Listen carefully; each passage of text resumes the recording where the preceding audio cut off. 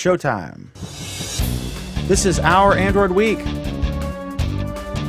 with Alan Firstenberg in New York, Bruce Turner in Lynchburg, Virginia, Duke Carico in Kingsport, Tennessee,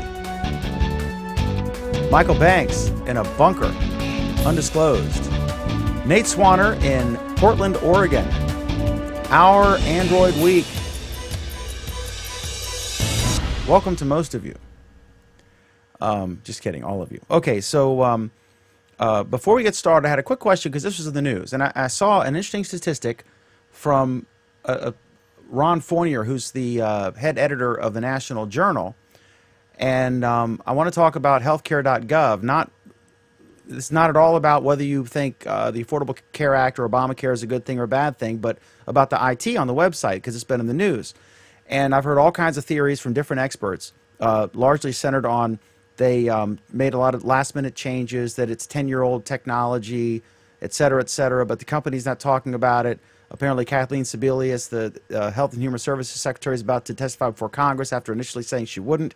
I think the reason she's going to do that is because she went on the either the Daily Show or Colbert, and then she refused to or didn't have time to go to Congress, and they were like, you can go on the Comedy Central, but you can't, So anyway, I find it fascinating. But the statistic from Ron Fournier today was that Apple spent $150 million to design the first iPhone, and this website, which apparently sucks, cost like $400 to $600 million. So that's more. So I'm just curious from an IT perspective, beginning with Alan, if any of you guys have thoughts on what went wrong. How did this happen? This was a major government, it's a Canadian company, the U.S. division of a Canadian company, and they have had successes in the past. And also they developed several of the state exchanges, which apparently are working or working better. So Alan, do you have any thoughts on this from an IT perspective?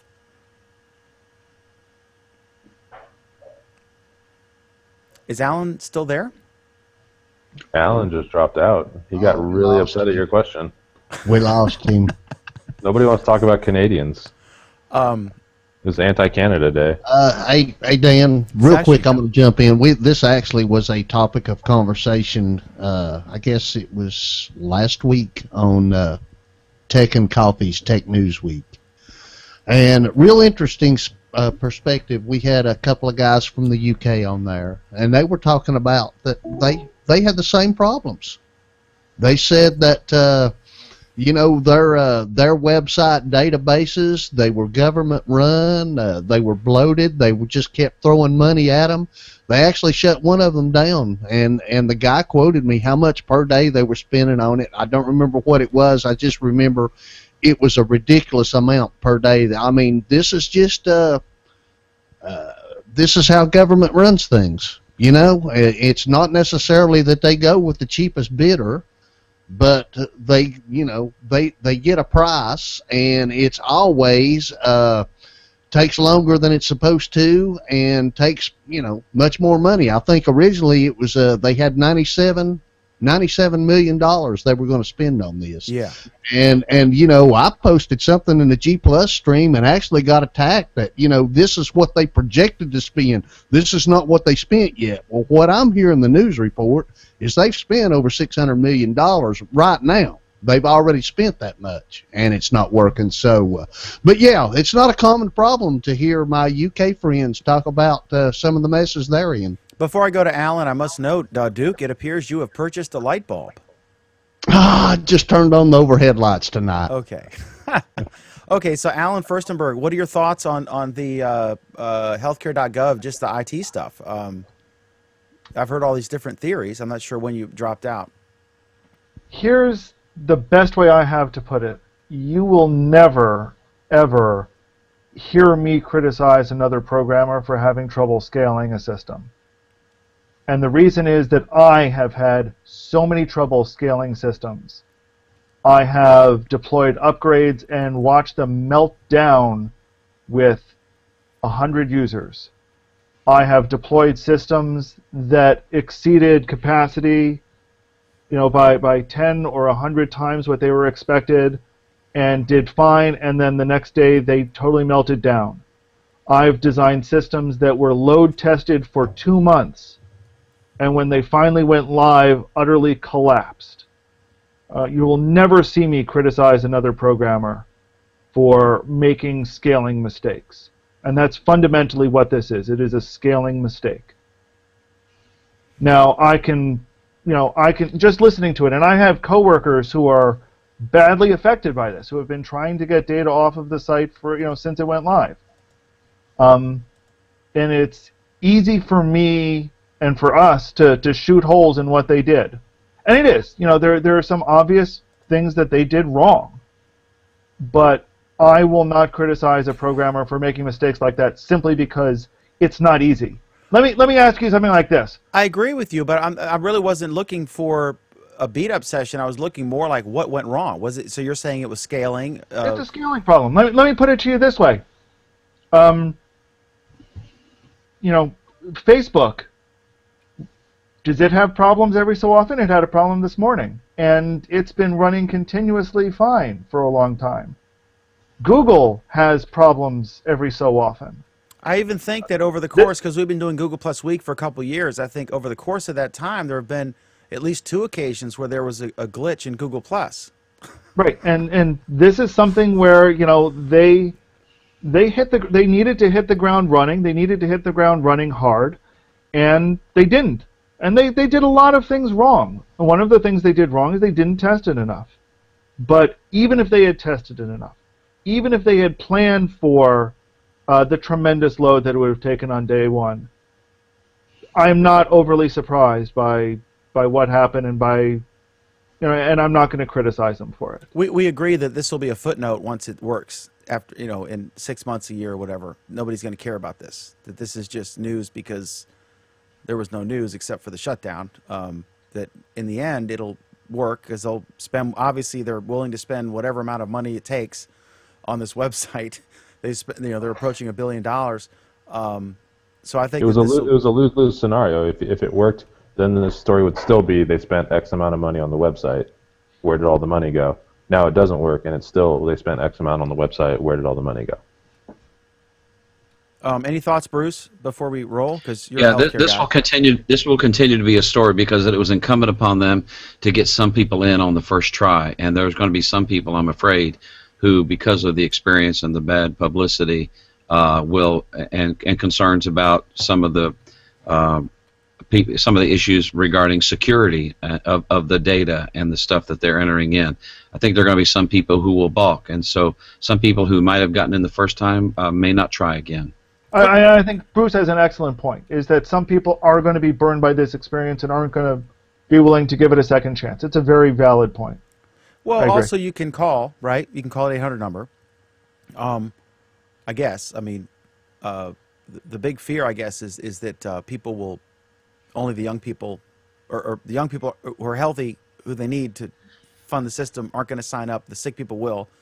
Well, you're getting into the politics now, Dan. Yeah. And Bruce, last question for you. Do you think, is this going to impact your business? Because you guys run, I don't know how to describe it, as an alternative to the... Right, yeah. We're an alternative health care program that has exemption in the ACA, and we are unable... You talk about scaling issues, and I agree with Alan, this is a scaling issue. We're having some major discussions on how we can scale to keep up with the incoming calls. We're generating twice the amount of leads we normally generate a month. Our incoming calls are off the hook. We really to really take care of the the increase on our side because of this would require almost to hire another 24 people. But we don't want to hire people and end up having to let them go when things slow down. So this may be just be a trend. But no, this is anybody that doesn't want to get into this system, there are alternatives, and those alternatives are growing exponentially.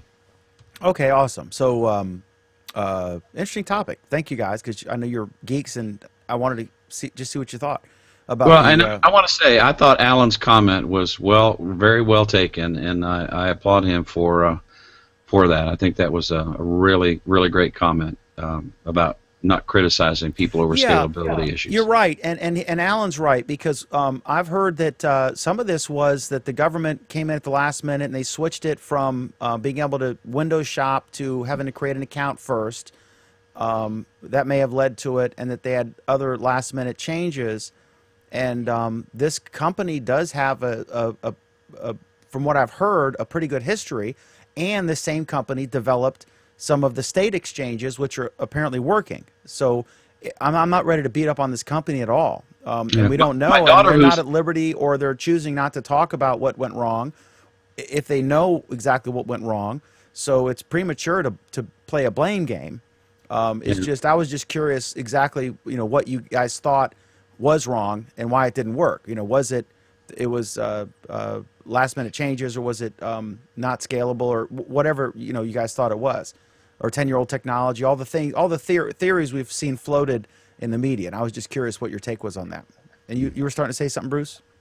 My daughter, who is a Drupal developer, tells me that this HealthCare.gov started out as a Drupal site, and then for some reason, and you can go in and look at some of the source code, You can't anymore. They took away the source code. Okay, well, I think that the WhiteHouse.gov is or was a Drupal site. Well, all of the Obama sites when he took office were built in Drupal. Right. To Bruce's point about his daughter, I was told that it was a Drupal site, but they scrapped that and decided to build it from the ground up. Is that correct? They went through SharePoint, is her understanding to me. Oh my gosh. Okay, man, that explains so much, Bruce. I can believe that. Yeah. I think they went to Craigslist and said, need a website. By the way, for anyone watching, I'm editing the shot. I added the auto option for the Hangout toolbox, and when I did that, it changed the crop. So I'm trying to fix this real quick while we're talking. That's why I got on double shot and why I'm editing stuff. Okay. So our first topic that's related to Android on our Android program is from Nate, who is, I swear to God, he's so prolific now. He's basically not eating or sleeping. He's just writing about Android, and it's entitled HTC sees wearables as critical and say that their upcoming tablet will be disruptive. And this is on the excellent site Android Community. Nate, tell us what this is about, and then I want to hear Alan's view, because he's always said that watches are akin to glass, and it's all really the same thing. I may be inaccurately paraphrasing him, but Nate, why don't you tell us what this is about? Peter Chow and Cher Wang, who's the chairwoman of HTC, and Peter Chow is obviously the CEO. They gave an interview to Financial Times, and in that interview, Peter kind of said that he was going to fork over a little bit of his responsibility to Cher and focus on kind of getting HTC back on its feet. They also noted that they felt wearables were important, critical, actually, to their future. They also said that they had at one time worked on a smartwatch concept with Microsoft. Wouldn't say when that was, just said in the past they had done that. Obviously never saw the light of day. But they also said that they are coming out with a new tablet, which we've kind of heard about here and there, and that it would be disruptive. They didn't really say what that meant. That could be them doing the dual boot thing that we heard about a couple weeks ago, where Microsoft was allegedly going to their partners and asking them to dual boot onto Android devices. We don't know that. But it's kind of interesting. I found as far as the tablet, what can you do to be disruptive? I don't really know. I don't really know what that means. And what about hardware? I can tell you exactly what. Go ahead, Alan. I can tell you what will be disruptive in the tablet market. You put an Apple logo on the back. That makes it disruptive automatically. There you go. Well, what about hardware? Because that was, if you had to pick one thing that distinguished the HTC One from other high-end Android phones, it was the build quality. Do you think that they're going that approach? Well, HTC's they've always had really good build quality, so I don't think that that's even really I shouldn't say it's not a concern for them, because it obviously is a concern for them, but I don't think that they're looking at themselves in the mirror thinking we really need to step our game up with build quality. I think they already do a fantastic job with that. The interesting part to me wasn't so much the tablet. The interesting part to me was the wearables, because they didn't really say we are going to build a smartwatch or we are going to do this, we are going to do that. All they said was wearables are important. Now, what does that really mean? I mean, if you look at the real estate on your wrist, I mean, that's occupied. There's a lot of different models kind of trying to occupy the space on your wrist, and it kind of reminds me of when Android tablets first started kind of coming into the market, which was the last time HTC made a tablet, the Flyer. At that time, the market was just so fragmented, and it was just everybody was just vomiting onto the market because tablets were so new and cool, and everybody knew it was going to be important, but nobody really knew what to do with it. And that's kind of the way I see smartwatches right now. And case in point, in which I feel that Peter Chow kind of took a shot at Samsung because he said that they wouldn't release a wearable that was a version 1 product. I feel like that was a slight against the Galaxy Gear, and if it was, rightly so, because that's really a terrible device. No. I think that's doing injustice to the Galaxy Gear. The Galaxy Gear is not a version 1 product. The Galaxy Gear is a version 0 product that never should have seen the light of day. There you go. And that's true. That's a good point, because now once we hear all the backstory about the Galaxy Gear, it was like 2 weeks before they were actually changing everything up. It was just a mess. But the point is you have a Galaxy Gear which is $300, and it does little more than a Pebble. It looks prettier. It's got a color screen and all that. But what does it really do? Nothing. And Nate, only works on one phone, or I'm sorry, one phone and one tablet presently. One phone and one tablet, and allegedly getting S4 support soon. But even at that, Duke, you're right. I mean, it's got one phone, one tablet, at best 2 phones and a tablet. I mean, I don't really care because you guys know I don't buy Samsung products anyway. But even if I did, even if I was Bruce and Dan, I had a Note 2, I'd be a little upset that I couldn't go get a Galaxy Gear. I thought you basically had like TouchWiz boxer shorts on every day. I have a big TouchWiz tattoo and old script across my back. Are you surprised that every company all of a sudden is racing to come out with a smartwatch, and nobody's done a good one yet? And that what caused this all of a sudden to become a thing? It's dogs chasing cars. I've never seen a product that so many people were excited or interested or intrigued about, and excited about in my case, but at least intrigued about, that nobody bothered to do. At least nobody big bothered to do a good one. I mean, there's the Pebble, but Well, but here's the thing: the Pebble got enough notice on Kickstarter that the industry players said, "Oh, gee, everyone's going to want one of these." And then was there that were the rumors impetus? You think that it was? I think that was I think that was kind of the straw that pushed everyone into it. That and probably a bunch of rumors about Apple doing something at the time.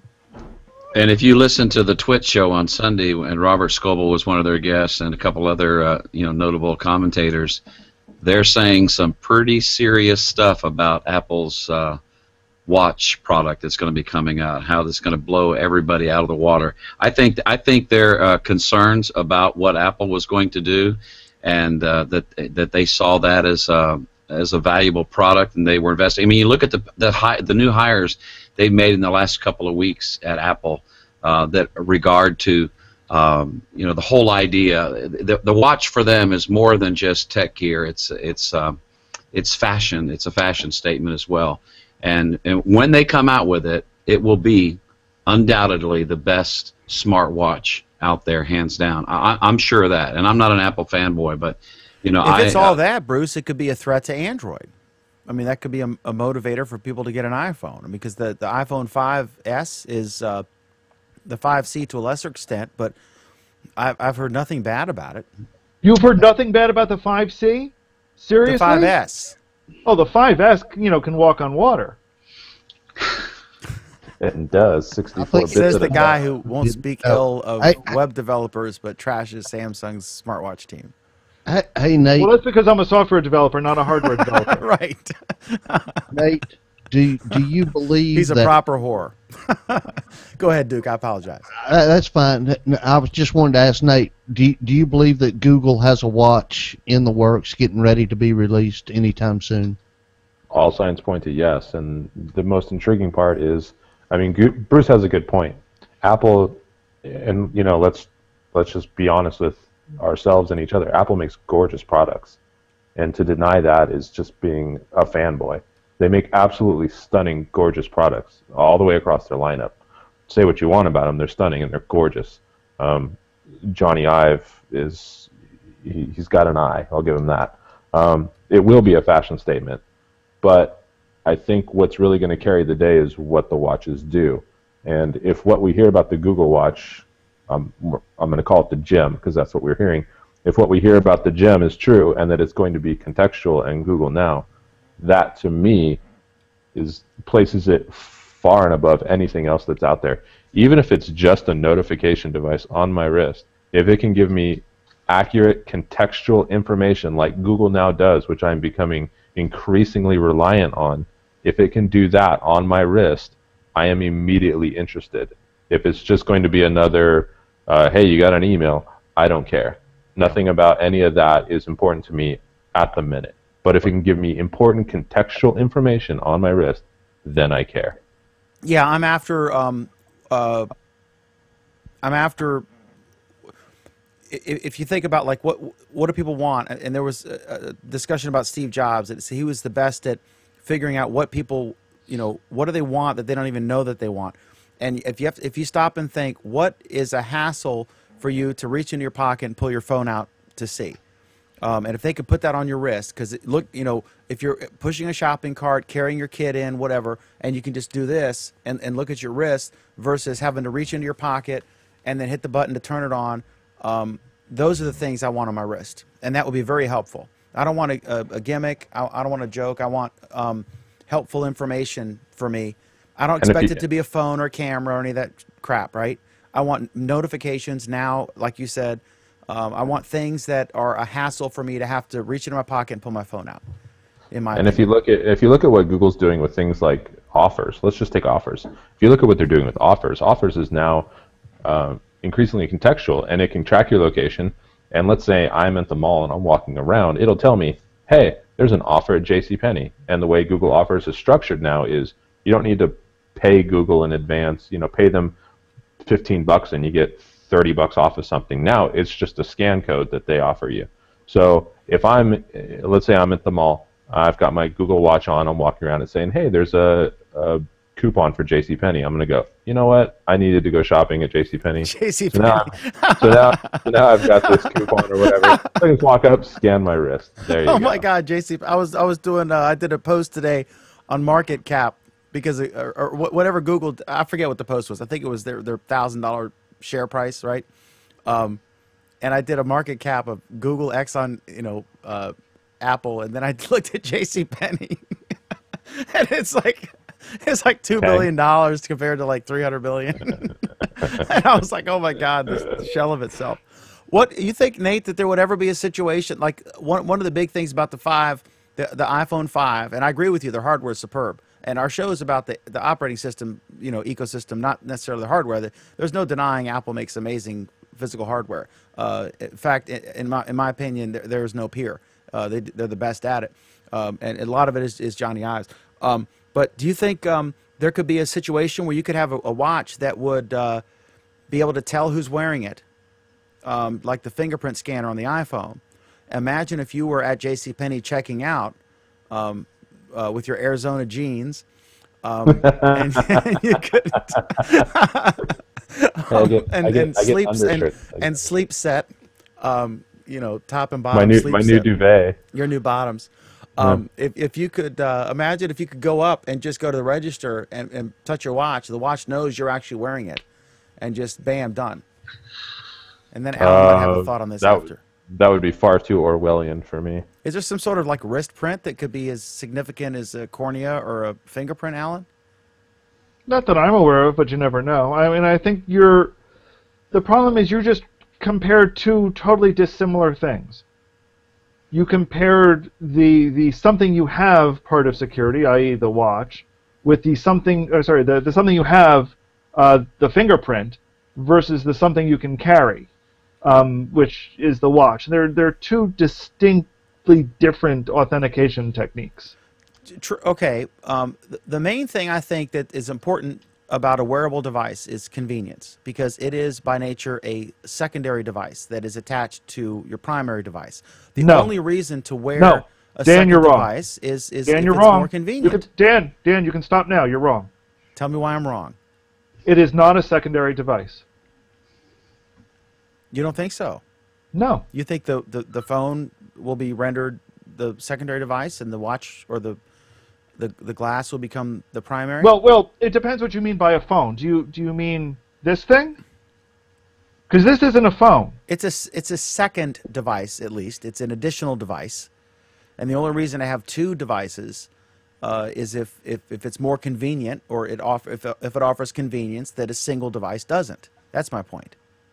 Well, and if I can get notifications, always, specifically now, and if I'm driving and it tells me traffic's ahead, I don't want to pull my phone out and risk a car accident, but it's safer to just look at my wrist, that sort of thing. Just like a hands-free device is an additional device that renders convenience over not having it. But once again, and I've made this point, only a dozen or two times on this show, so you may have missed it.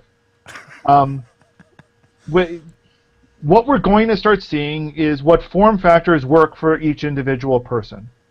So, you can call this what it is, which is a tablet. Okay? You can call your communication device whatever you want. You can call it a phone if you insist. Okay? But we're increasingly going to be seeing the devices that are tailored to exactly what and how we need to use them. Nothing more, nothing less. So if the thing that you wear on your wrist lets you talk to somebody else, call it whatever you want. That may be the only device you have or need. If the thing that you wear on your head, your eye hat or whatever, is the only device that you need to do things out in the world, fine. That's the only device that you'll have. The eye hat. Somebody trademark that for me. I want a patent on it too. Let's do it. Eye helmet. No, it's got to be a hat. It's got to be a very stylish fedora. Except You're that's right. You're right. hat, That is but, fedoras are super hipstery. So yeah. Right. I was totally like on the same page there. I was like, the eye hat. Nate has to leak that. Do a breaking. On April 1st, you have to do a story. The eye hat. HTC. Maybe I get the guy from Apple, KitKat to do a video for me. HTC's H hat may beat Apple to their own game. There have been long-standing rumors about the eye hat. It's all but, going to happen. But HTC's H hat is going to just like let's plan the April jokes in April, Dan. Yeah. So no, seriously. I mean, saying it's a secondary device, I think is misunderstanding the role that wearables will actually play moving forward. Maybe initially, yes, they're going to be, dependent devices, but increasingly you're going to see otherwise. And I think glass is the perfect example of that. I think glass has a ways to go, but I've been backing Alan up on that since he started saying it. If you can have all you really need for glass is something else with a cellular signal. If that's a watch, you don't need a phone anymore. Right. It's interesting. This goes back to one of the comments you made early on, and I don't even know if it was Google Plus Week or if it was McDermott Report at the time, but I've referred to it a few times. When you on our other show, you made the comment, we don't even know if Google Plus will be a destination on its own in the future.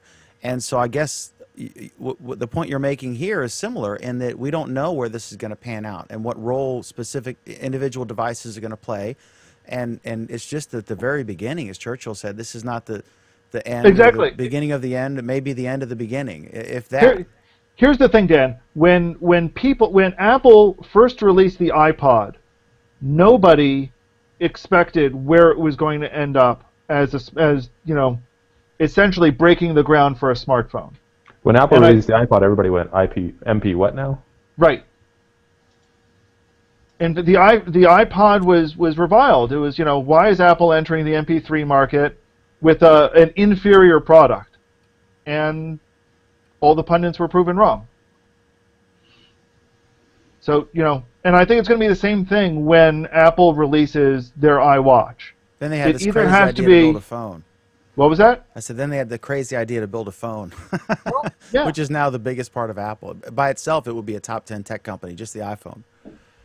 I mean, Apple, this is my prediction on the iWatch. This is really what, when we're talking about HTC needing to do something that is, how did they phrase it? Disruptive. The iPhone was disruptive. The iPod was disruptive.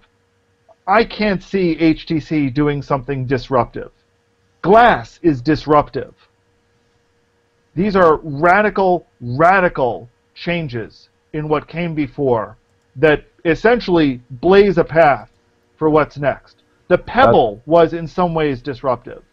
I think that both Glass and the Pebble are clearly first-generation products, and there are a few people who actually see the right vision for where those products are going to end up in the next 5 years. But I have trouble believing that HTC is one of those people, and I know Samsung is not.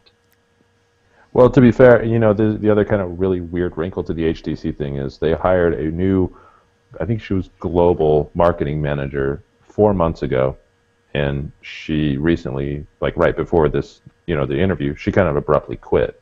So, who knows what's going on with HTC? I do think they have a new shop opening in JCPenney. We'll check it out, me and you, Dan. The Arizona version. By the way, guys, Go ahead, dude. I just checked. iBeanie.com is already taken. Damn it. Is iHat? iBeanie. iBeanie? Mm-hmm. What's the is it Yarmulke? iYarmulke? I wouldn't be surprised if that's been taken for decades. It's not my yarmulke. It's iYarmulke. You could have different kids internationally saying that. Bruce, are you going to buy an iYarmulke? With the logo? No, but I'm withholding to tell you a joke that I know. That, it'll keep us old guys from getting a sunburn. I'm not going to share it. What do you think? Is it taken? iHat.com is taken, but iHat.org, Mobi, TV, WSCO, iCap.co I want the is .com. available. Craig Ship would murder me if I didn't buy a .com. Although I have WCR.TV, or I have WCRTV.com. But iYarmulke could be available. So I'm sorry, iHat.org is for sale for $3,388. I'm sorry. we could corner the market for intelligent Jewish head accessories with the iYarmulke.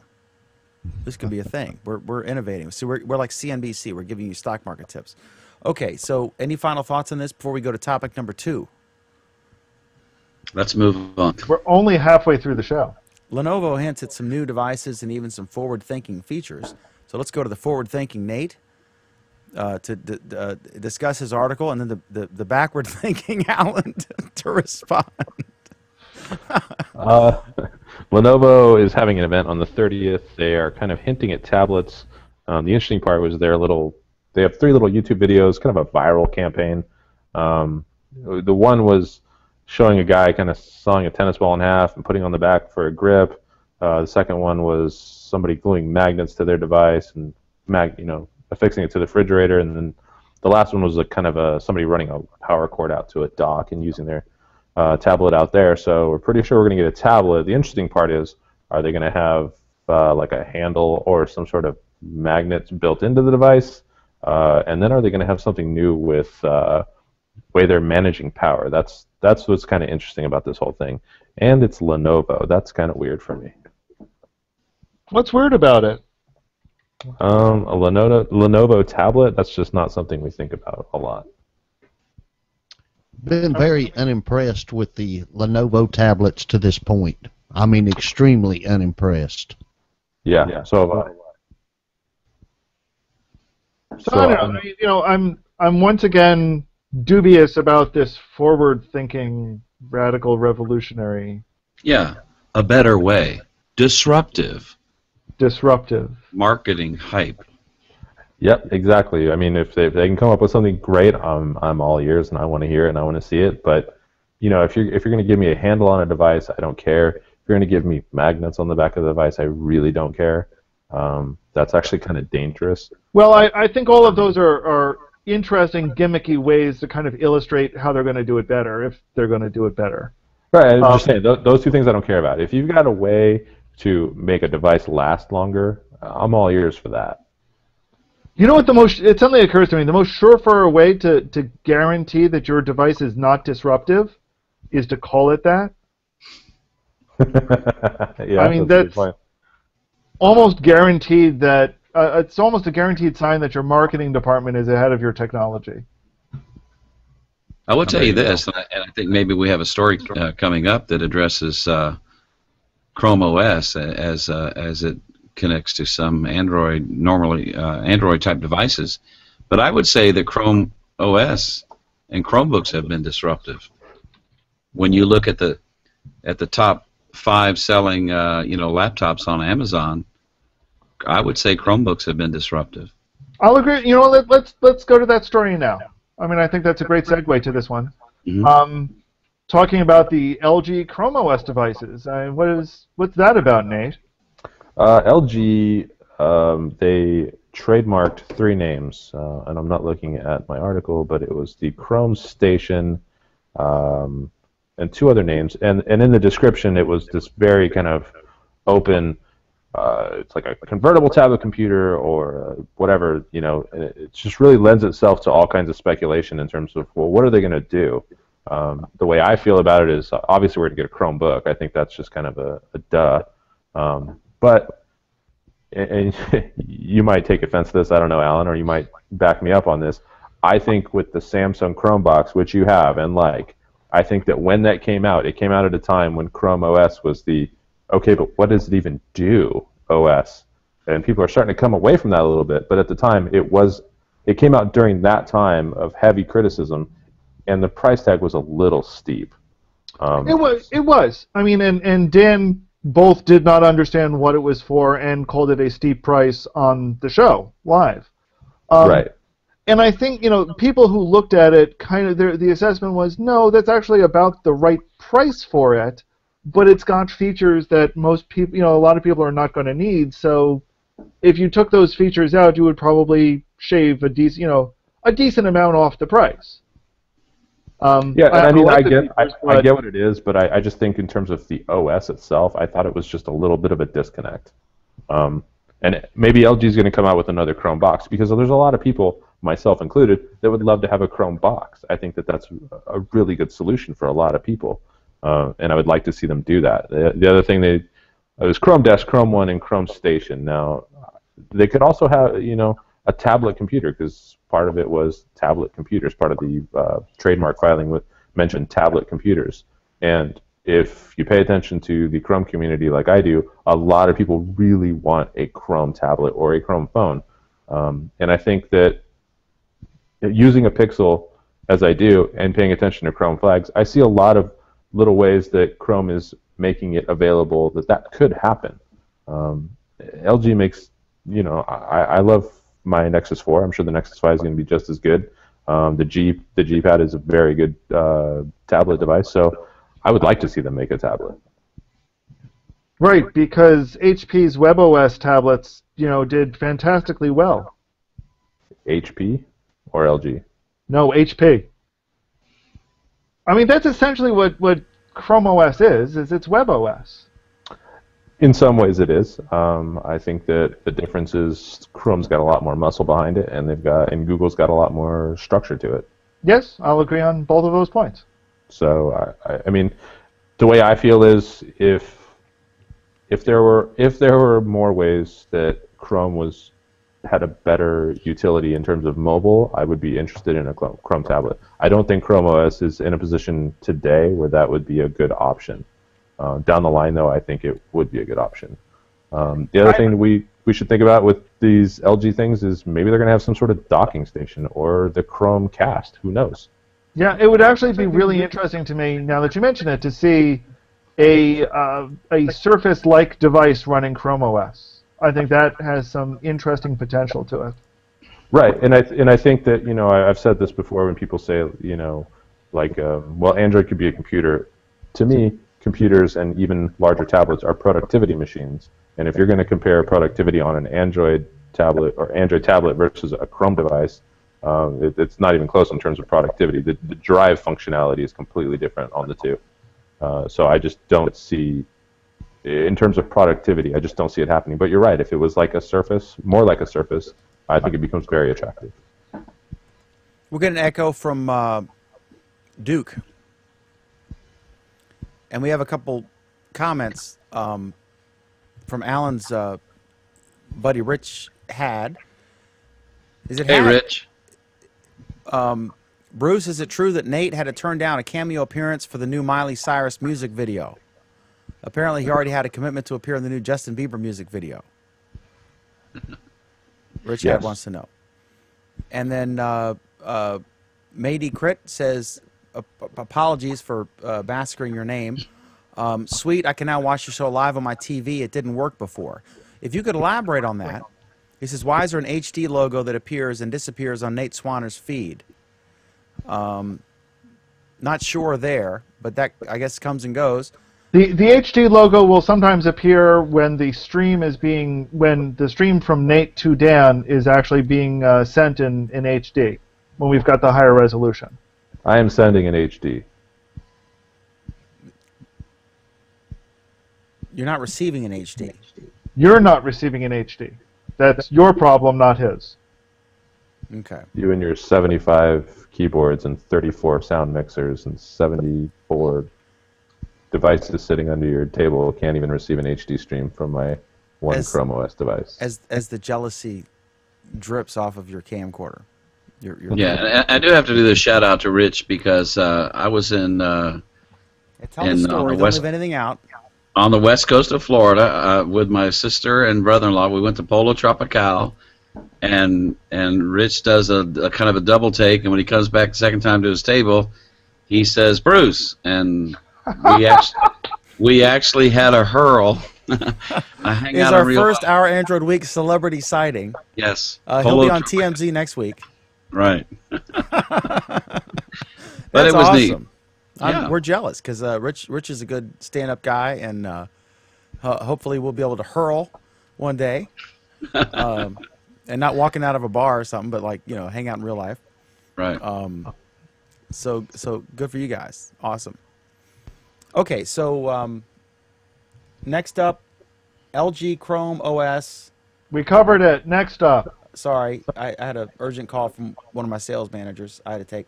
Google Play Store may be getting a Play Store Newsstand app. Tell us about this. I'm a newspaper publisher, so obviously I'm intrigued. Not exactly sure what's really going on with this. This is something that Android Police found earlier in the year. A lot of it's mention months to in the Google. making, this rumor, right? Yeah, they found this back in, I think, May, and they were, it was Google Newsstand. And what's Google Newsstand? Is it going to be like a subscription news service? What are we doing with that? What's really going on? And then when they did the recent Play Store teardown, they found it again. More mentions and kind of access to a subscription service, kind of like we saw with All Access, and a free trial like we saw with All Access.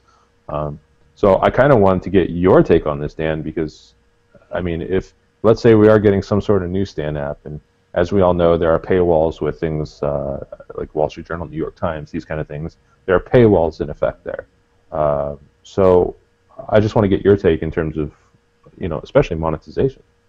Okay, so here's the problem that small organizations face. There are sites like Huffington Post, which have a lot of employees, but they also have a lot of free contributors. Disclosure, I'm a very rare but occasional Huffington Post blogger.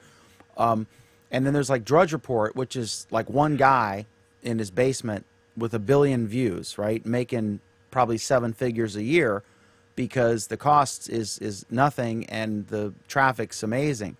And you can make money, with the internet. And I just did a post today. I can't say how much, but I have a video that a crappy video of 2 of the cast from Duck Dynasty, and it's literally twice my office rent every month that comes in from Google from this one 10-minute video, and it's crazy. It's like got 150,000 views. It gets 700 to 1,000 views every single day, and it's literally paying twice my office rent. So I'm happy, but the basic problem is if you're a small news outfit, let's say you're a town of 2,000 people and you have a town council, and you have to pay somebody, say $25-$35 to go and cover the meeting. Obviously, the person's interested in doing so and likes news and likes journalism and will do it for that rate. There's no way that story set standalone on a website that caters to a town of 2,000 people is going to generate any kind of advertising revenue that will come even remotely close to paying for 1% of the cost of that person to go there for $35 and write the story. So that's the problem. And if Google can crack this, then God bless them, more power to them. And that's why and this kind of gets into another story I saw somewhere about, we see the eBay founder getting with this Greenwald guy from The Guardian. They're starting a new news service. We see that David Pogue went to Yahoo. Say again? David Pogue went to Yahoo. And we see that, and also we see the founder of Amazon and CEO of Amazon, Jeff Bezos, buying the Washington Post. And my thought there was, my initial thought was, wow, for like 1% of his net worth, he bought a square foot of real estate on President Obama and every congressman and every senator's breakfast table. And my second thought was, if I had to pick somebody who had the potential for figuring out how to crack this nut, how to figure out how to create a way where you can pay journalists to cover local stuff and earn a profit, that Bezos would be the guy. And he's a patient man, obviously. He's gone, you know, and his shareholders are very, very patient because he, you know, he really keeps costs and margins down and profits down, and to gain market share at the expense of being able to reward shareholders in the short term. So it's really, and I think it's an undervalued stock. That's the Kramer in me there. But I don't know what the solution is. If I knew, that'd be the billion-dollar idea. But you know, people have a right to know what's going on in their local government, etc. And if Google can figure out a way to crack that, then more power to them. And it will be fantastic, because what makes you think they can, though? Because they haven't figured out the way to crack the magazines. They've, you know, their music offering is considered anemic compared to everyone else's. The Play Store in general, compared to anything else, is considered something of a joke. So they're going to throw more spaghetti against the wall? Wonderful. Great. Who cares? But they talk about an acquisition every week. I remember I was watching an interview on, I think it was Charlie Rose interviewing Larry Page, and he said they either talk about or acquire a company. They talk about acquiring a company or acquiring a company every week. So, you know, some of that spaghetti sticks. You know, it was in the same, we've discussed this before, they bought YouTube and Android and several hundred other companies in the space of like a year and a half. And of those, you know, 200 acquisitions, YouTube and Android were quite significant and more than paid for all the others combined, you know, many, many, many times over. So they have the resources because, I mean, they just did, what, 14 billion last quarter, 14 plus billion last quarter, and they can throw some spaghetti. They have a pasta machine that keeps delivering every single day. Thoughts? No, the pasta machine does not keep delivering every single day. Every so often, one of their chefs will create something great with the pasta, but otherwise they have a mess of pasta. Well, let's go to the Culinary Institute of America graduate, Nate Swanner, to conclude on this topic, or to offer his thoughts on this. Well, print media is dying, so long live Google Newsstand.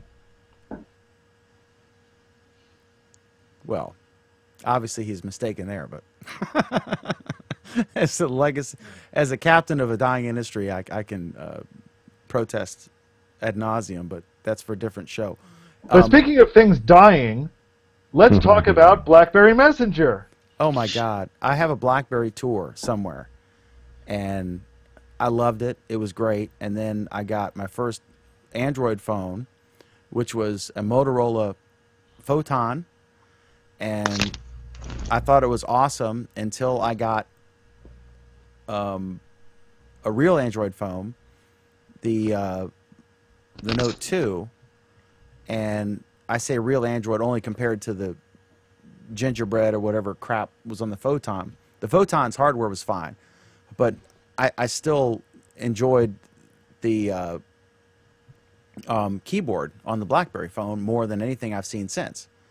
But yeah, talk about BlackBerry Messenger is coming to Android, and apparently you can't get it, or it came and you can sign up for it because it's so popular. Maybe the HealthCare.gov folks had some role to play.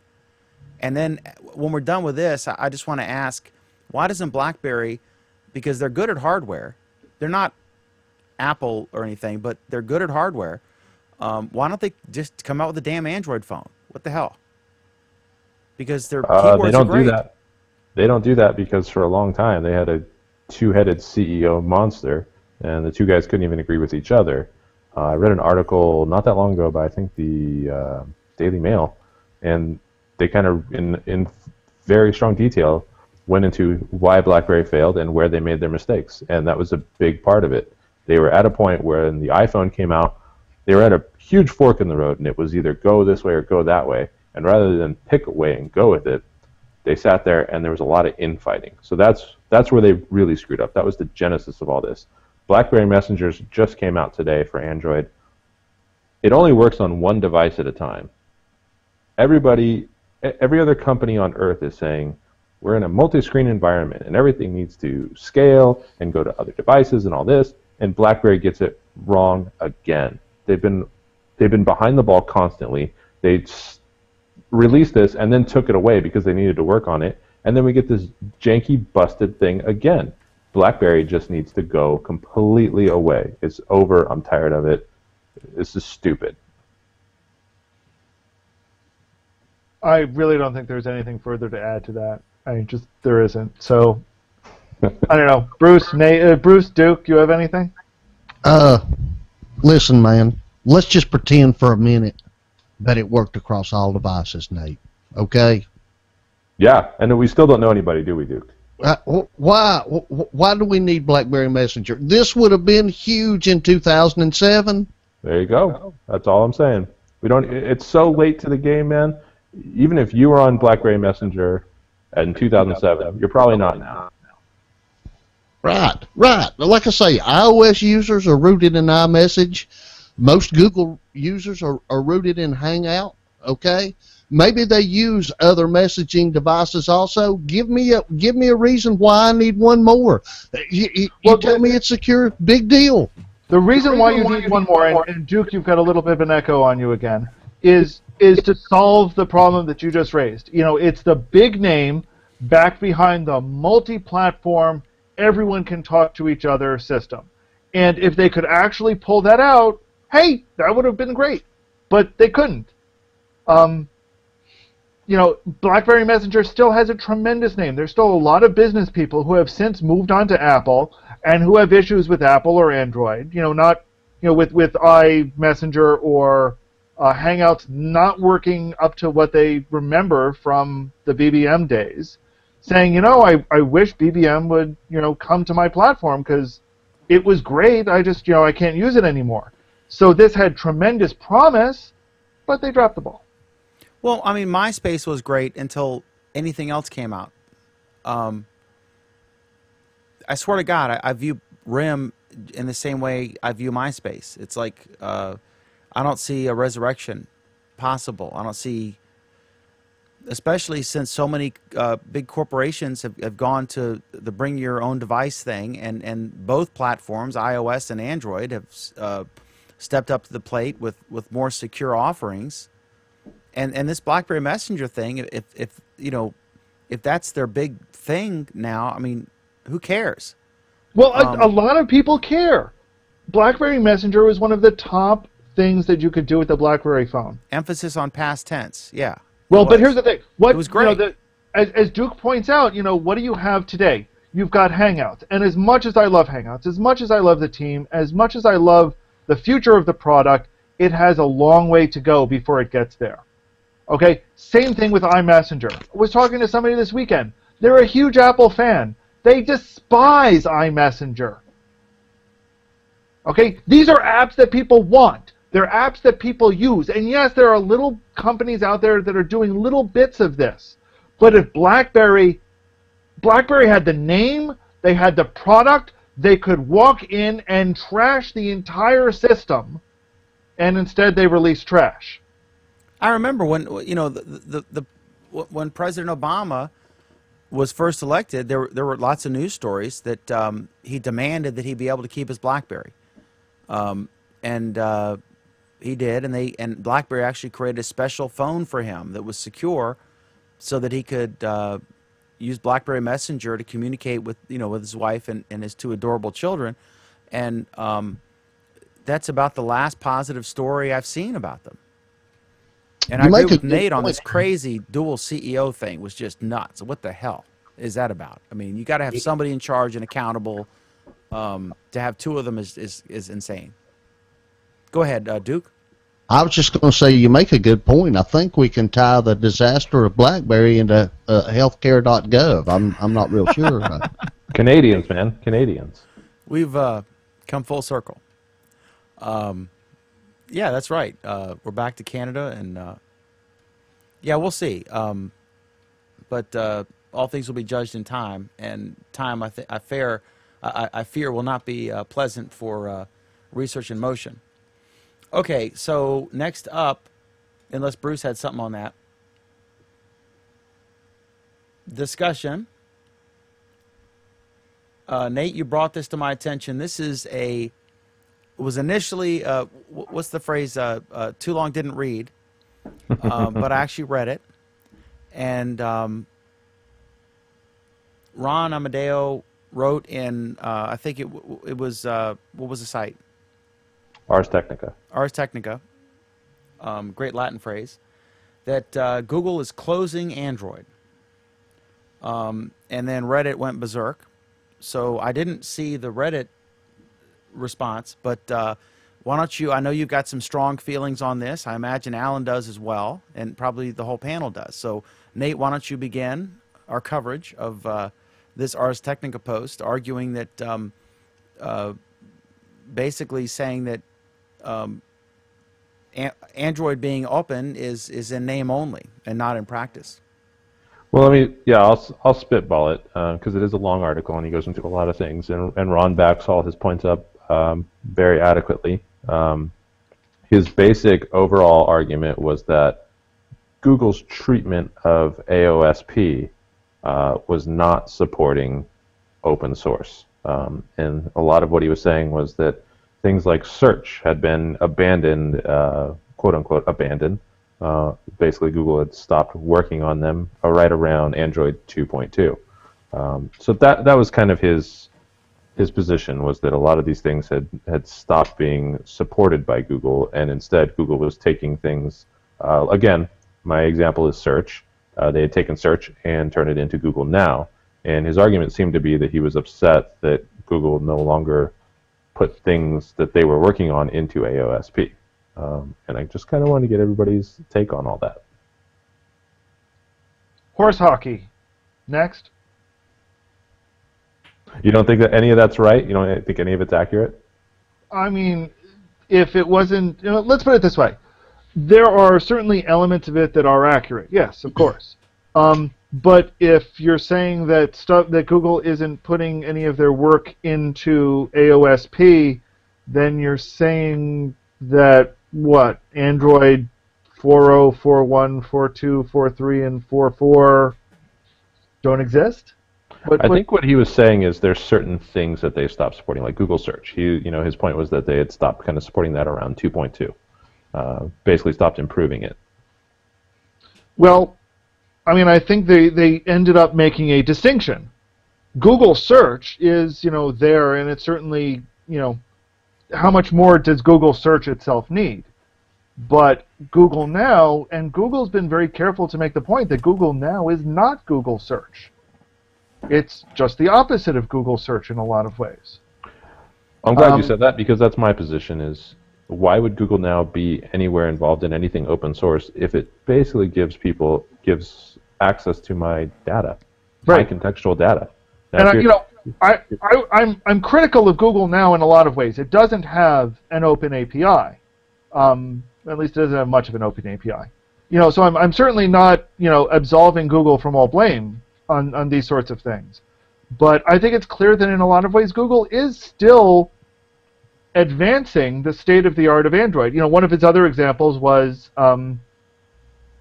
photography. That the photosphere is not the photosphere is not part of AOSP, which surprised me a little because I thought it was. But even so, they're still making changes and updates and improving the rest of the camera app. Here's one feature that they haven't included, however. You know, I can understand. I can understand some of his points. You know, yes, it would be kind of it would behoove Google to actually include some of this, but I think he's also kind of misunderstanding what open is supposed to mean. Open doesn't mean you give everything away. It means that you give a very, very viable platform or a very, very viable set of components away for other people to use. And if you look at things like CyanogenMod, they don't use the AOSP camera app anyway. They have their own. Well, and things like CyanogenMod are also, in a lot of ways, going private. That's true, too. They're now incorporated, and they're going to create, I believe it's Cyanogen Pro, which is basically going to be a proprietary thing. That's the key thing. I mean, I look at the basic Android operating system as the Android Lite, free to do with what you will, and a tiered system where, you know, if you have the full-blown Android, then you have all the stuff, and you agree to their what's it called? It's their agreement to not fork it, whatever. Then you can get all the other stuff, and you get the Play Store and everything. But I mean, Amazon has shown that you're still free to take the basic operating system and hire, you know, a bunch of guys to go and create your own version of it, and that still exists. But if you want the full-blown everything, then you have to play by their rules. So I think it's a tiered approach, and I have no problem with that. They'd be stupid to give everything away and leave no incentive for someone to play ball with them so that they can monetize it. And you've also got someone like Samsung who's basically putting a lot of, they're basically copycatting a lot of features, really. I mean, they're taking, you know, well, we've said it before, a lot of this stuff that's on a Samsung device is present, you know, with Google stuff.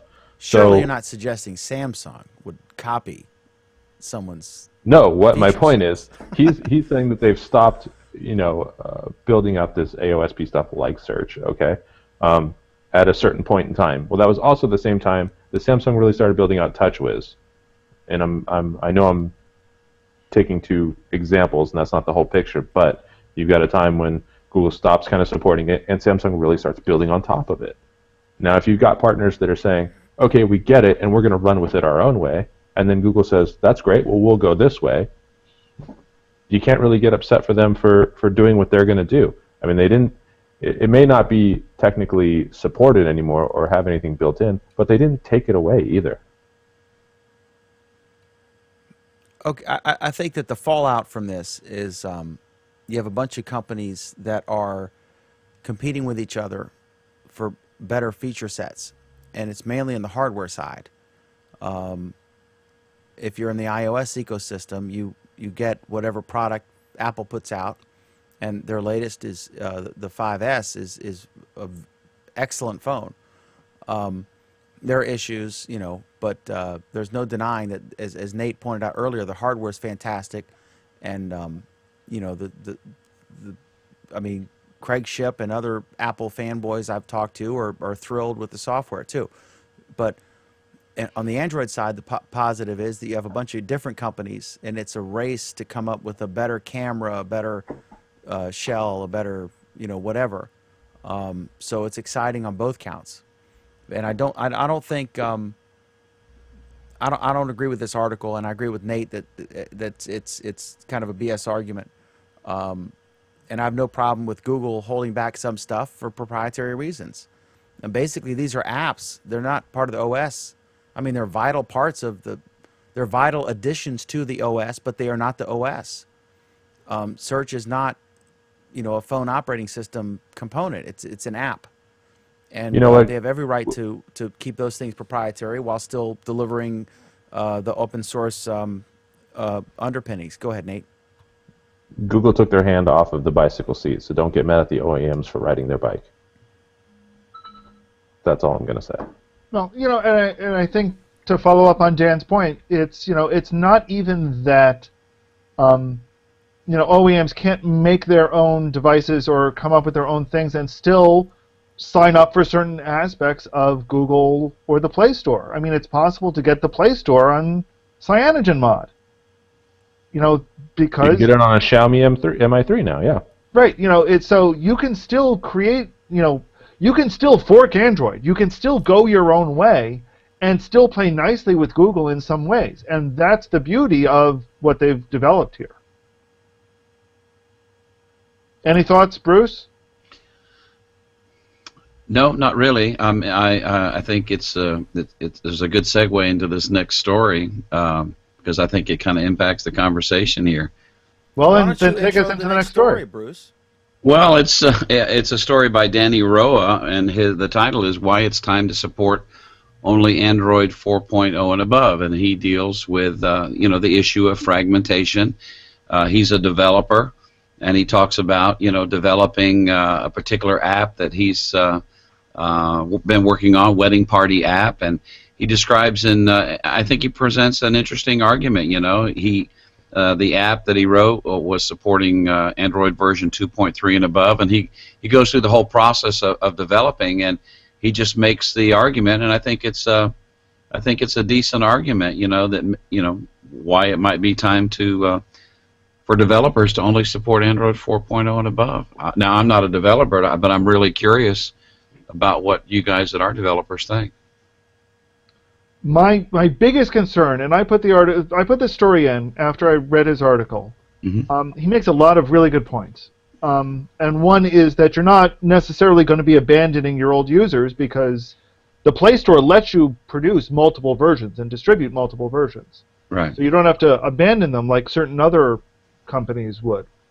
But I think he kind of misses out on one big fact, and that's that 50% of the people using the Play Store aren't there yet. They're still behind the times. And it's what did we say the last numbers were? 30% are still using gingerbread. That's a big segment to piss off. And certainly, if you start looking at what the Chinese manufacturers are using, and what the Indian manufacturers are still using, they're still back on 2.3. Well, are those people that are back on 2.3? Are they really interested in getting some of these new apps, or are they just satisfied? They went to Walmart and got this. Bruce, let me tell you. I have a coworker. Okay, very technologically savvy person. Okay. They are still on 2.2, and the reason why they're still on 2.2 is because they bought this phone 2 years ago, and that was the most up-to-date phone their carrier had.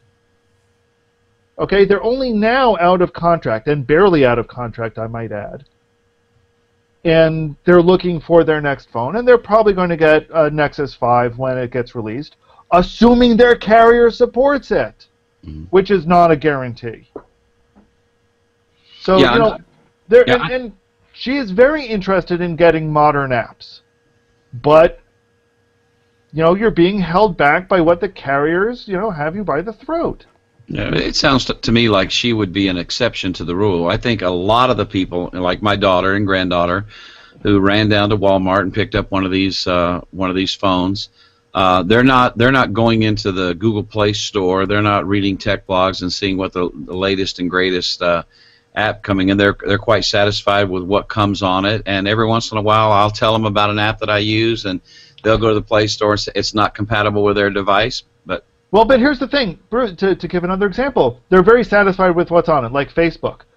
I can almost guarantee you Facebook would love to get rid of their old Facebook app that ran on 2.2. They would be desperate to trash it and force people to their 4.0 and up app, because that would make their life a whole lot easier. I'm sure that Twitter would be the same. I'm sure that a lot of different things, people would be thrilled if they no longer had to support this ancient Android browser. So even for people who are not looking to get past these minimal apps, those apps that it came with are holding back a lot of development. And my coworker, as technologically savvy as she is not looking to do technologically, gee whiz things on her phone. She's looking to give her phone to her kids to play with. Does this hurt Google in trying to attract more developers, though? I think so. Yeah. The whole fragmentation problem is an issue in trying to attract new developers.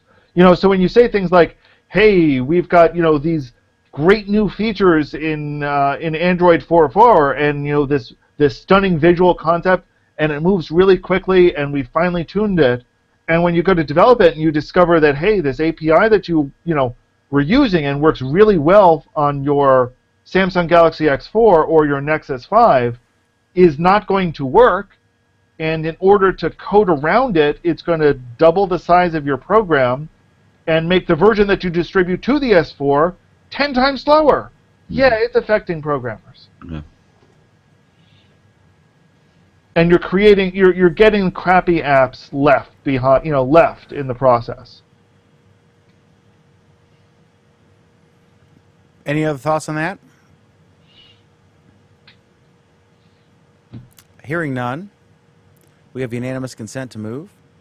Motorola is still costing Google, but the upside is huge. Tell us about this, Mr. Nate Swanner. And this, Alan, I know you killed him for time, but I'm going to do quick hits on the next two. The first one being related to this. Fine. Nate, so what do you think? And the last thing being just a safety question. So we're going to spend 40 seconds debating that. Nate, what do you think? Well, Google in their earnings call, and by the way, Google makes $1 billion a week. In there, they have to note that Motorola, what's going on with Motorola. Motorola is still costing them money. With all the, getting rid of staff and getting rid of the set-top box division and the Moto X coming out and the Droids coming out and all that, Motorola is still costing them money. And a lot of people are starting to wonder why. I think the long-term effects are much greater than some short-term losses. And I think the analysts are tending to agree with that.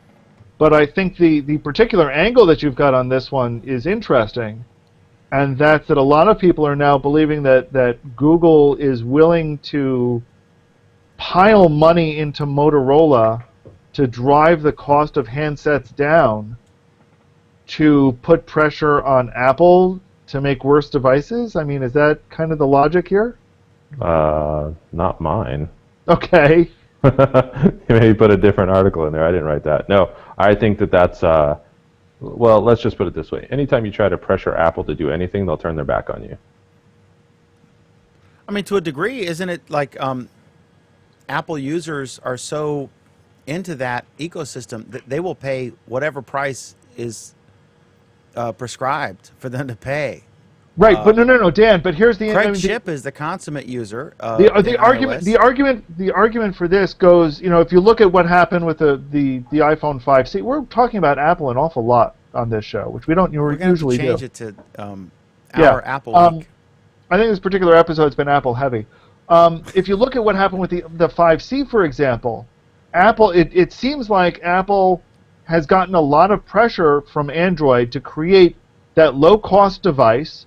And in the process, they over-cheapened their unit to the point where sales on it are abysmally bad by some estimates. So there are people saying, hey, the 5C, not the S, the right, C. The S is spectacular. Because I don't think Apple people want the also-ran. I think they want the premium product, and they'll pay whatever it takes, and they want to be seen with it, and they want to sleep with it and kiss it at night and hold it closely. The point is there's speculation that Google has been using Motorola to help drive home the point that you can have awesome devices at a lower price point, and that has forced Apple's hand to try to do the same thing, and Apple failed in that effort. Now, I don't think that Motorola necessarily forced that. I think Android itself kind of showed them that. And in reality, what they did was they took the 5, which they usually, let's say in this scenario, let's say you didn't have the 5C, you'd take the 5, you'd kind of move it over, and that would kind of be your bargain phone that you couldn't really talk about because you'd already talked about it last year and built it up to be this great thing. Rather than just do that, they took the 5, they took the cover off, they put a pretty cover on it, and now they have 2 phones that they can talk about. It's marketing brilliance. Well, except for the fact that by all estimates, sales of the 5C are far underwhelming compared to the sales of the 4S, which is, the last phone that was in this position. Well, yeah, and I'm not saying that it would necessarily work or that people wanted a plasticky iPhone.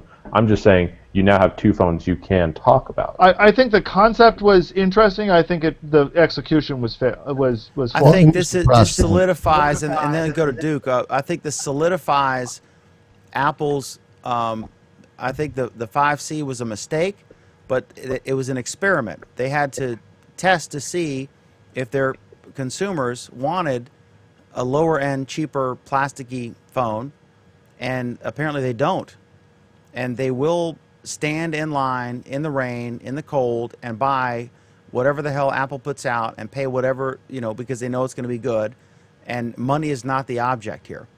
So I think that the threat of competition on price is not a threat at all. And I think that Apple only proved that with the 5C, which will end up being, put in dumpsters in the future. Duke?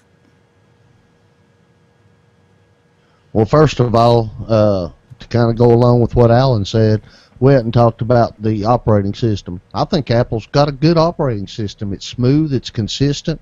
I mean, there's a lot of things about it I like. Not as good as Android. This is a love fest for Apple this week.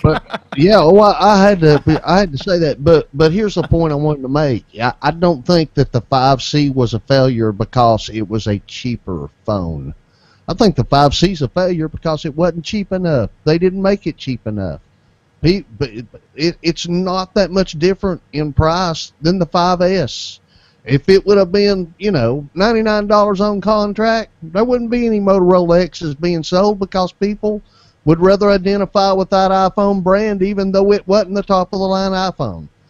Third world countries aren't going to pay that kind of price for the 5C. Whereas, there's all kinds of Android options out there, at a lower price point.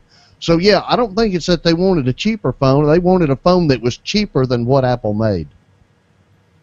So you're arguing that you're kind of arguing against what I was saying. You're just saying that they may have been onto something, but they weren't cheap enough as far as price. Exactly. They needed a cheap phone. They didn't need a little bit cheaper phone than their top of the line.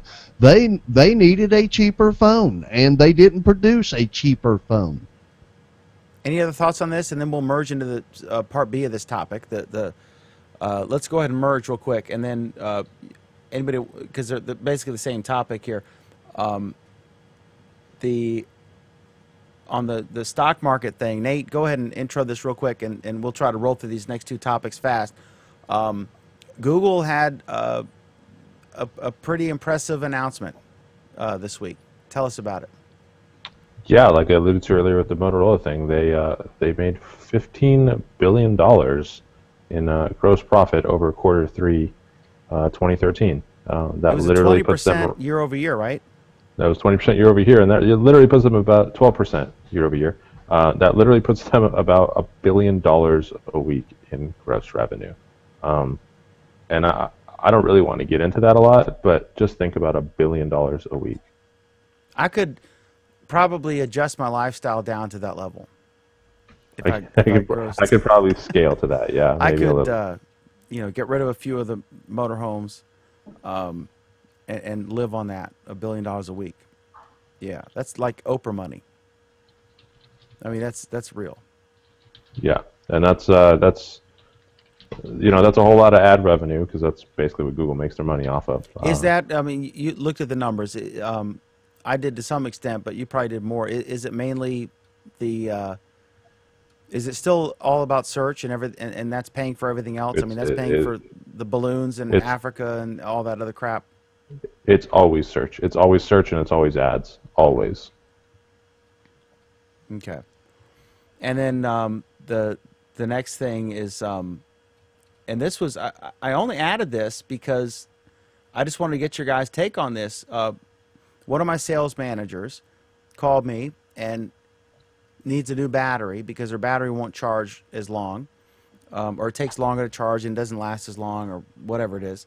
And so I was looking on Amazon, and I saw she has an S3, and she has a problem where if she plugs it into the computer or to her car, it charges fine, but it doesn't charge if she uses the wall wart thing. And so I said, well, that tells me that it's probably not the battery, it's probably the wall wart thing. But I said, if you want to get a new battery, it's probably not a bad idea, but you also probably need a new wall wart thing. And then I was looking online, and I saw, like, you can buy a Samsung branded for like a $10 battery. I think it's 2100 milliamps per hour. And then you can also buy these off-brand knockoffs, and they're like, you know, $25 for a charger and two or three batteries. And then I see this story about Samsung hopes new battery technology will end fires and explosions in mobile devices. And we've all heard these stories about somebody goes to some mall kiosk and buys a battery, and their phone blows up in their pocket or next to their head. I think there was a death in the last several months in the news. Should we be concerned about this, or what's the rule of thumb? I mean, go with the brand or look for positive reviews, or what should folks do? Because it is a concern. Wait, Dan, should we be concerned that Samsung may actually come out with an innovative technology? No, I said, should we be concerned about buying a battery from a kiosk in a mall that it might blow up in our face, literally? Yes. What's is there a safe way? I mean, is this an indictment of all mall kiosks, or, I mean, what's... No, it's an indictment of the battery type. The battery type is dangerous. The batteries that we have in our cell phones and our laptop computers are designed to explode. And it's only because people that know what they're doing and manufacture them correctly have taken great pains to try to make sure that they don't explode. And this is the same technology that caused the problem with the Boeing Dreamliner, right? The 787. Yes. Yes. These are volatile, energy-producing things that power your devices, and which is exactly what we want them to be. Right. And the issue is that, you know, we want light, we want fast, we want high powered, and we'd like it to be as safe as possible. And, well, you know, when made carefully, they can be as safe as possible. If made uncarefully, you're going to cut corners and you're going to get things that explode. What this promises is usually using a lot of the same technology and a lot of the knowledge that they learned in building this technology to make it, you know, to take it one more step and to make it a little bit safer. And hopefully, as the article speculates at the same time, when you've made it safer, you'll be able to also increase the capacity, hopefully, because we desperately need increased capacity batteries. Should most folks go with the brand name? Like if you have a Samsung phone, you should get a Samsung branded battery on Amazon or wherever, or from the Sprint store or the AT&T store. Well, I would not get a Samsung battery, a Samsung branded battery from eBay, because their chances are you're not actually going to get a battery that was, you know, manufactured under the auspices of Samsung. And there's no way to tell until your phone blows up, right? Right. Because they can put whatever label they want. They can get a $3 battery, strip the label, put a Samsung label on it, and sell it at a yard sale or flea market or kiosk or whatever, or on eBay. And then... Right. Now let's be honest. You know, a large portion of people will buy a bunch of these batteries, and many of them will turn out good enough. But these are the batteries that are manufactured under lower quality tolerances have an increased risk of danger. Doesn't mean it's going to explode. It just means there's an increased risk. If you're willing to accept that risk, great. If you want to get a battery at a reasonable cost, final question, what's the safest way to do that? Without getting hosed on the price, but to get a reasonable cost battery, should you just go to like Amazon and look at, or Google Shop, or, you know, shopping, whatever store you use, and just look for like lots of ratings and a product that's been out for quite a while, and read through some of those comments, some of those reviews, or should you go to the carrier store, or what should you do? I don't know. You don't want to be responsible for the safety of our viewers? Nope. So if your phone blows up, remember Alan Firstenberg, who's in New York. Any other thoughts on this before we go to our apps of the week? Go ahead, Bruce. And boy, I hesitate to stretch this one out longer. But when I'm driving down the road and I've got my Samsung Note 2 in the IOTI car mount, and I have a dark dash, and it's in the sun, and I've got it plugged in, and it's charging, and all of a sudden I get this notification said, things are too hot right now, so we're going to stop the charging. Is that battery technology, or is that technology within the phone itself? I don't know, but it wouldn't surprise me if it was part of the battery technology. Okay. Yeah, and in that case, even stronger argument for making sure you're buying a quality product. Right. I mean, we're not talking cheap Duracells here. Right. We're talking real high technology stuff. But okay. Last question. Some of these batteries, they say NFC enabled or whatever. Like for the Note 2, I know you can buy it says it has NFC built into the battery. Is that something she should get, or? That all depends. Does she plan on using NFC? I think it's weird that that's built in the battery. It's built in the battery because that's the location that the antenna needs to be in, not because it has anything to do with the battery itself. Okay. Let me encourage you to go to batteriesplus.com or check your local Batteries Plus store, because they do have batteries for the Samsung Galaxy Note 2. Or look at your local newspaper and look for a battery ad. Just kidding. Shocking. Yeah. Okay, no disclosure needed, because that was just ridiculous. Okay. Alan Firstenberg, what is your recommended Android app or facsimile of the week? My Android app of the week is, hang on a second, I'm sorry, I didn't quite have it queued up, is this awesome game I discovered. I was introduced to it yesterday, called SpaceTeam. This has got to be one of the greatest games I have played in a long time, and I know I've said that for the past 2 Google Plus Week episodes, but this is the real thing. And part of the reason why this is the real thing is that this is a game that you cannot play by yourself. In order to play it, you need to physically sit near 1 to 3 other people who are also going to play this game with you. And the objective is that each of you are going to be getting instructions. So, for example, we have on this screen, for example, it's telling you that you need to set sculpted cortex to 0. And so you will call out loud, somebody needs to set sculpted cortex to 0, and if you're the person who has that control on your screen, you need to set it.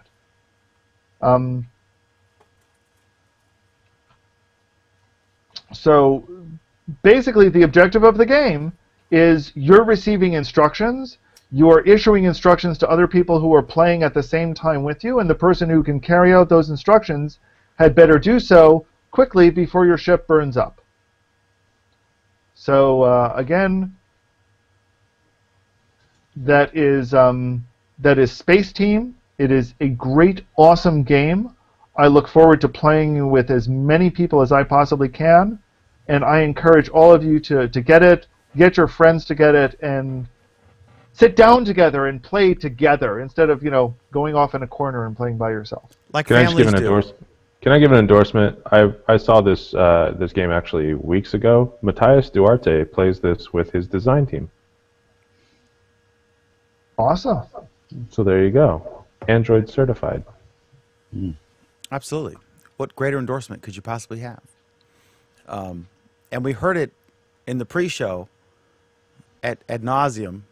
So I know. No, that was Dawn. I wasn't playing that game in the pre-show because there's nobody in this room for me to play it with. What were you playing? I was playing my recommended app of the week from last week, which was Dots. Ah, okay. I stand corrected. But SpaceTeam is a much better game than Dots. Okay.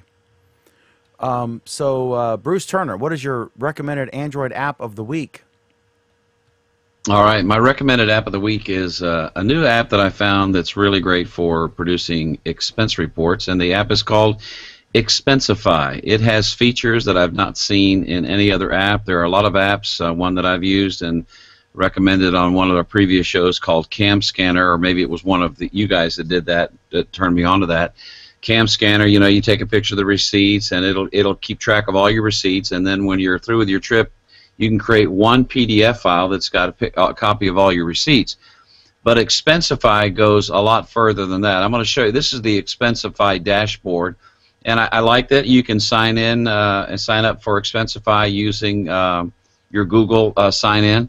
But here's one of the key things about Expensify, and that is you can import your credit card that you use for your expenses. And so you just go down here and choose your bank, or type in the name of your bank. You see all this information over here about the security and the things that they use to make sure that the transactions are secure.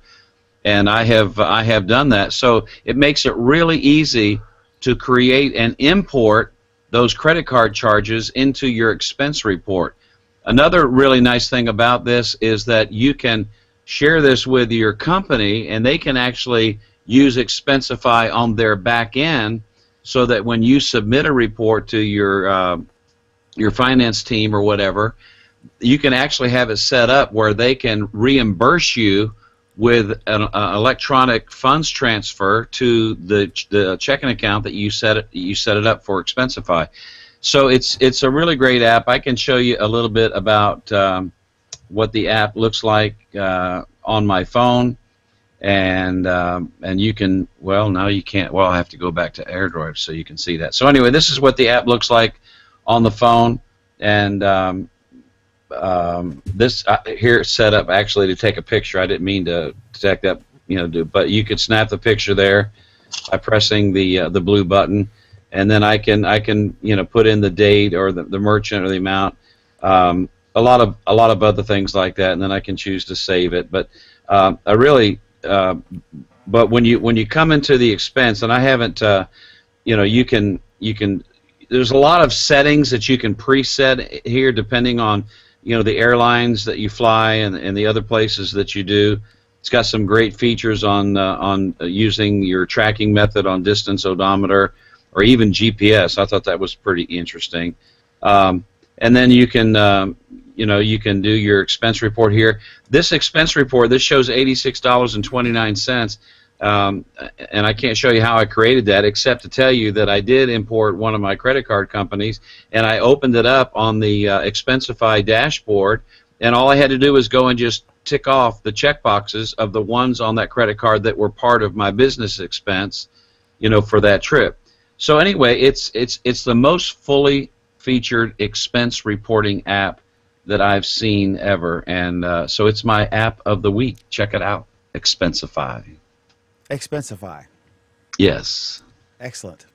Okay, so my recommended app is actually two.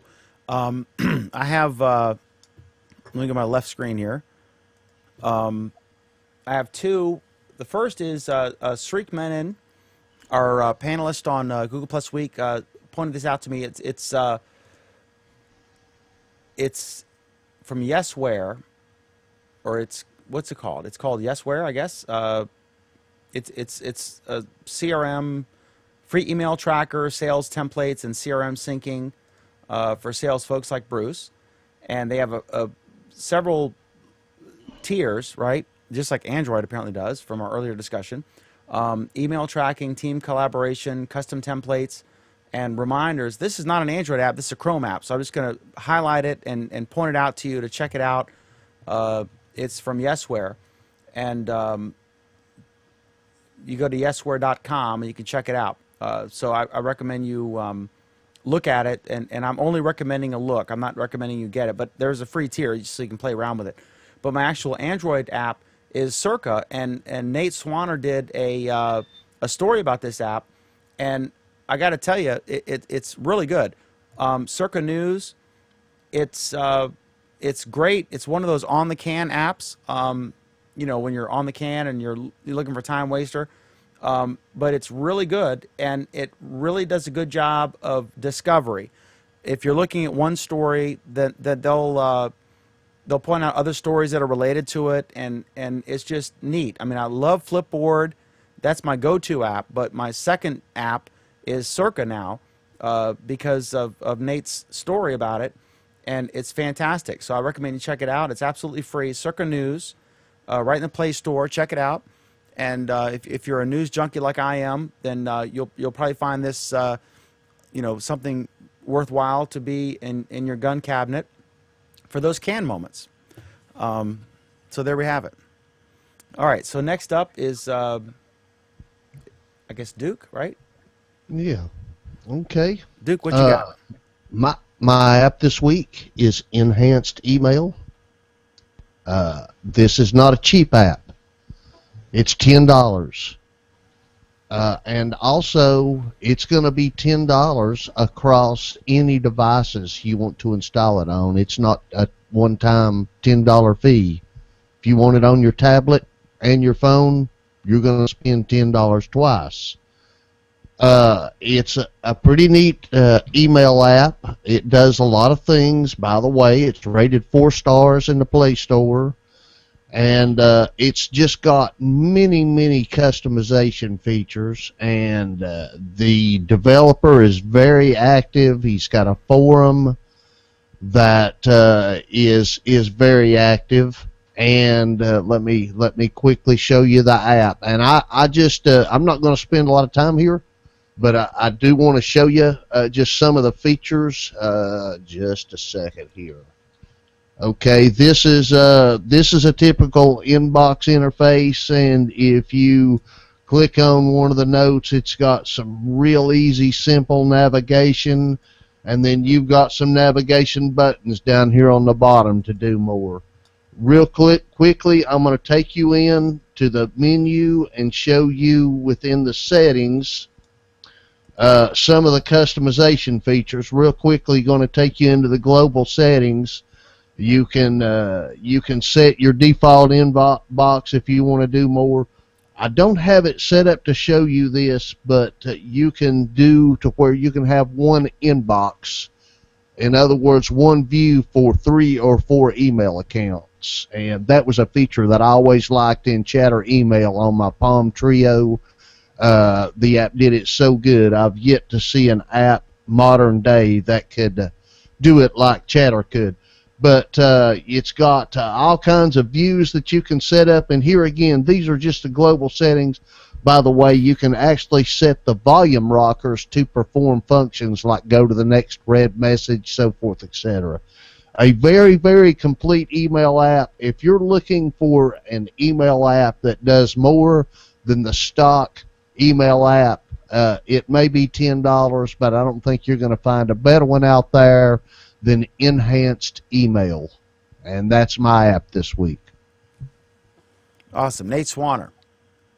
My app is Google Play Magazines, but that's only because Google Play Newsstand might take the place of magazines. So you should probably just go get a look at it before it goes away entirely. Or purchase a copy of your local newspaper. Why would you print the internet? That's just weird. I will say, though, to back up Duke's paid app, I will encourage everyone to spend a buck and support a developer. That's all I'm going to say about that. Just spend your money. It's okay. Excellent. Awesome. All right. This program airs is broadcast every Monday at 9 p.m. Eastern Time, 6 p.m. Pacific Time, our Android week.